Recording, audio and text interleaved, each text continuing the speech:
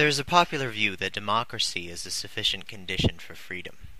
In other words, many people hold that if a person has an equal voice and vote in all matters that affect him, then that person is a free person. It is this intuition that is questioned in The Tale of the Slave.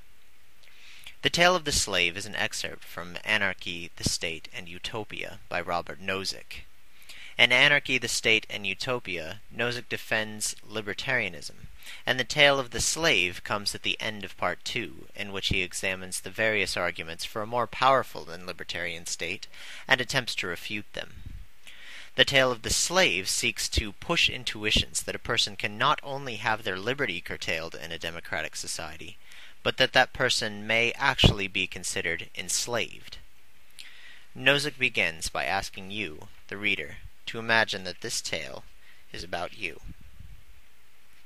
Part 1. There is a slave, completely at the mercy of his brutal master's whims. He often is cruelly beaten, called out in the middle of the night, and so on. Part 2. The master is kindlier, and beats the slave only for stated infractions of his rules, not fulfilling the work quota, and so on. He gives the slave some free time. Part 3. The master has a group of slaves, and he decides how things are to be allocated among them on nice grounds, taking into account their needs, merit, and so on. Part 4. The master allows his slaves 4 days on their own, and requires them to work only 3 days a week on his land. The rest of the time is their own. Part 5. The master allows his slaves to go off and work in the city, or anywhere they wish, for wages. He requires only that they send back to him 3/7 of their wages. He also retains the power to recall them to the plantation if some emergency threatens his land, and to raise or lower the 3/7 amount required to be turned over to him. He further retains the right to restrict the slaves from participating in certain dangerous activities that threaten his financial return, for example, mountain climbing or cigarette smoking. Part 6.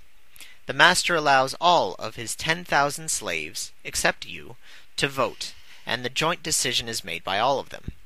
There is open discussion and so forth among them, and they have the power to determine to what uses to put whatever percentage of your and their earnings they decide to take, what activities legitimately may be forbidden to you, and so on. Here Nozick pauses and mentions that Step 6 results only in a change of masters. You still have a master, but now that master has 10,000 heads. This 10,000-headed master is still at liberty to subject you to whatever whim may beset him. Part 7. Though still not having the vote, you are at liberty, and are given the right to enter into the discussions of the 10,000, to try to persuade them to adopt various policies, and to treat you and themselves in a certain way. They then go off to vote and decide upon policies covering the vast range of their powers. Part 8. In appreciation of your useful contributions to discussion, the 10,000 allow you to vote if they are deadlocked.